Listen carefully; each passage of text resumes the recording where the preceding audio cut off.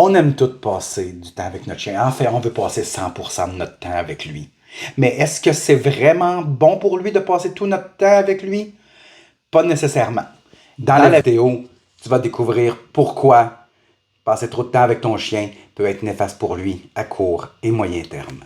Et tu seras en mesure de pouvoir gérer ses émotions pour lui permettre d'être calme et heureux lorsque tu vas quitter pour la première fois.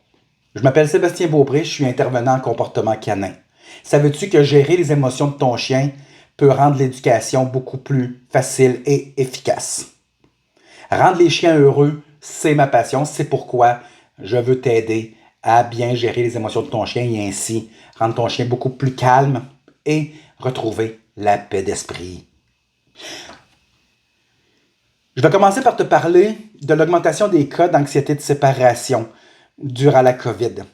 Parce que durant la COVID, beaucoup de chiens ont été adoptés, heureusement pour les refuges. Mais par contre, lorsque les gens, justement, les raisons pour lesquelles ils ont adopté un chien, c'est tout simplement parce qu'ils ne voulaient pas rester seuls lors du confinement. Donc, ils sont allés adopter des chiens. Donc, ils ont passé beaucoup de temps avec leurs chiens. Et lorsqu'ils sont retournés, lorsque le confinement est terminé, ils sont retournés au travail, le chien était habitué à être avec son propriétaire, son humain, et ça crée de l'anxiété de séparation. Donc, en gros, le chien a besoin de sécurité sociale. Et tu es son être d'attachement. Donc, il s'attache beaucoup, beaucoup à toi. Et éventuellement, tu vas devenir le centre de son univers. Ça, c'est cool. Tu es le centre de son univers. Mais sa plus grande peur, c'est justement, c'est de ne plus t'avoir. Donc, la peur d'être abandonné. Tous les chiens ont ça. Ils ont la peur d'être abandonnés. Et cette peur-là, quand elle est augmentée, peut tourner en anxiété. Donc, quand tu quittes ou tu t'apprêtes à quitter, il anticipe la peur. Donc, il a peur d'avoir peur, de se faire abandonner.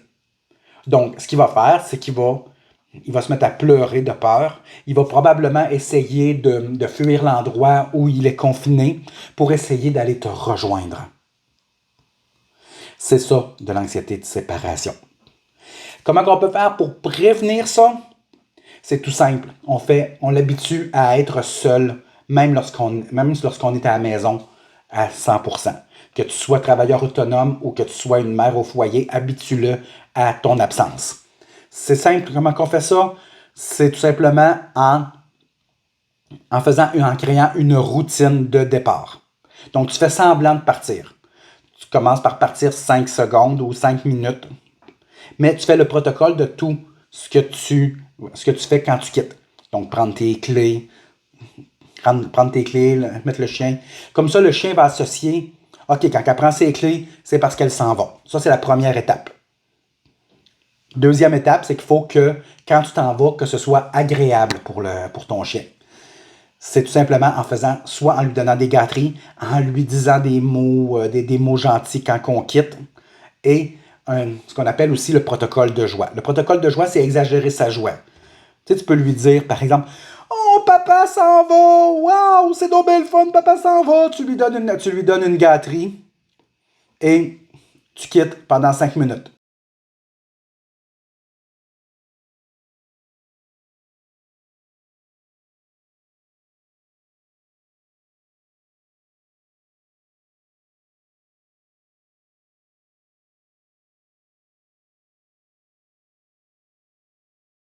Tu fais la même chose lorsque tu reviens au bout de 5 minutes, par exemple.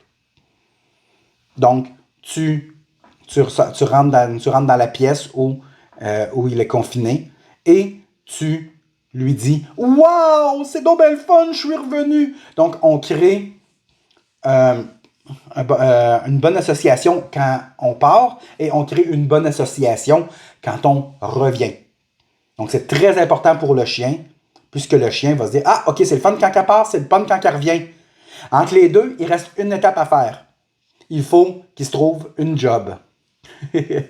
Oui, une job. Parce que tous les chiens, c'est ça qu'ils veulent, c'est se trouver une job. Et souvent, sa job, c'est, parfois, c'est de japper après les gens à l'extérieur. Ça, c'est tout à fait normal. Il cherche une job. Donc, il faut l'occuper. Donc, en lui laissant des jouets masticatoires, par exemple. Donc, on essaie de trouver quelque chose pour l'occuper durant notre absence. Donc, comme ça, il va avoir quelque chose à faire et il n'y aura plus à avoir peur, puisqu'il va savoir que tu vas revenir et que ça va être agréable. Les conséquences de passer beaucoup trop de temps avec son chien, c'est que il s'attache beaucoup à toi et il peut avoir peur de se faire abandonner. Donc, il faut, pour l'empêcher, lorsque tu quittes,